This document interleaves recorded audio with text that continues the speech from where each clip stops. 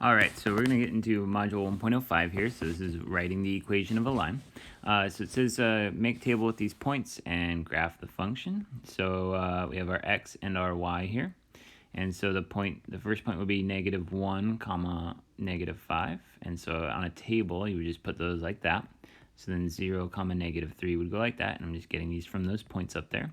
1, comma, -1, 2, comma, 1, and 3, comma, 3. And so what we can see here is that every time we increase an x value, then that would be +2 every time. And so on the graph here, if we were to graph this, -1, comma, 5, 0, comma, 3, 1, comma, -1, 2, comma, 1, 3, comma, 3. You can see we have a line here, and you'll notice on that line that the slope is up 2 and over 1. So the slope is +2. And so that's definitely related to this over here. And so that's kind of where that slope comes from. It's the constant increase or decrease. So we have our three forms here of a line. And so we have y equals mx plus b. So in this one, m is the slope. Intercept. Okay. And the standard form right here in the middle is where we have our a and our b, or our x and our y on the left-hand side and the number on the right-hand side. A couple notes on the standard form is that a must be positive. And then also we want no fractions. And so we'll see how to get rid of the fractions as we go along here. And then lastly, we got the point slope form here. So m is still slope. And then we have a point at x1, comma, y1. All right, so we're going to do number 5 here. And so I've brought back our three forms of the equation. And so the slope-intercept form is actually really easy to see here on number 5. So on number 5, the slope is -8/5. So I'm going to say -8/5, x, and then +3. So that's our slope-intercept form. All right, and then next up for our standard form. So for this one, we have to get the variables on the left. So I'm going to take my slope-intercept form and I'm going to add 8/5x over to this side. And so I get 8/5x plus y equals 3. And then I said that the a value needed to be positive, which it is, as you can see. But I also said we're not allowed to have fractions here. So to get rid of the fractions, I'm actually going to multiply the whole equation by whatever's in the denominator of a fraction.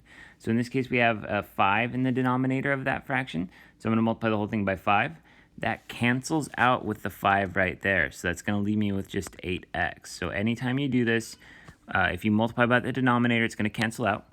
All right, and then 5 times y is going to be 5y. And then 5 times 3 is going to be 15. So there's our standard form. All right, and then lastly, we'll do point-slope form. So point-slope form, it looks like we don't have a point here, but anytime you have a y-intercept, it's always a point. It's just 0, comma, whatever that y-intercept is. And so as I write my y-intercept here, it's going to be y minus 3, since that's my y value on my point, equals m, which is -8/5. Times x minus 0. Now, whenever I write that, I would not write the -0, so I would just call this -8/5 times x, because anything minus 0 is just itself. All right, next up, I'm going to do number 7. So for this one, I need to figure out what the slope is first. And so I see we have a point there. We have another point here. So it looks like the slope is up 3/2. And so I see also that the y-intercept is 0.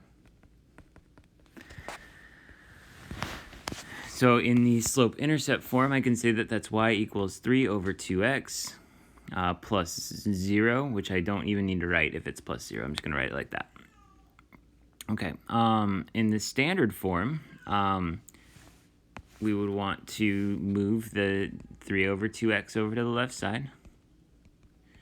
And so we get -3/2x plus y equals, and there's 0 over there.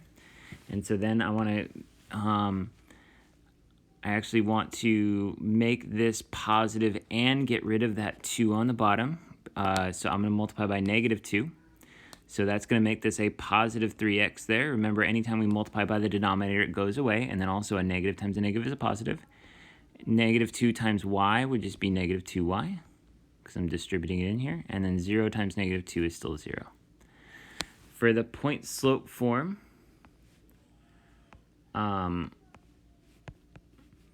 this one right here. So I would use, since our y-intercept is 0, we can use the other point 0, 0, and that would be y minus 0 equals m times x minus 0. Now, the zeros I can kind of just ignore, so that would be 3 over 2x.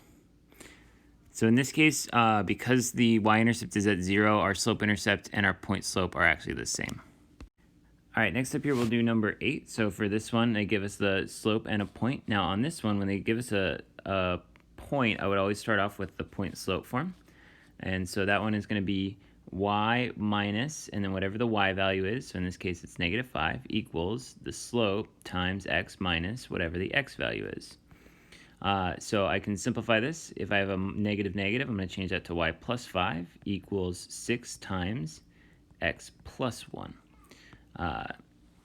So there you go. That's my point slope form. Anytime you have a negatives on those, on the point, it's going to switch to positives. The slope, though, you can see does not change. Now I'm going to switch this to slope-intercept form, and I do that by distributing the 6 in there. So y plus 5 equals 6x plus 6. And then I need to get y all by itself, so I'm going to subtract this 5 over. So I get y equals 6x plus 1. So that would be my slope-intercept form. Lastly, I'm going to do the standard form. So for this one, I'm actually going to take this slope-intercept form. I'm going to move the 6x over here. So negative 6x plus y equals 1. But I don't want that, that number in front of the x to be negative, so I'm going to multiply the whole thing by negative 1, which will make it 6x minus y equals negative 1 if I distribute that in there. So that's the better version of it, so that's what I'm going to put.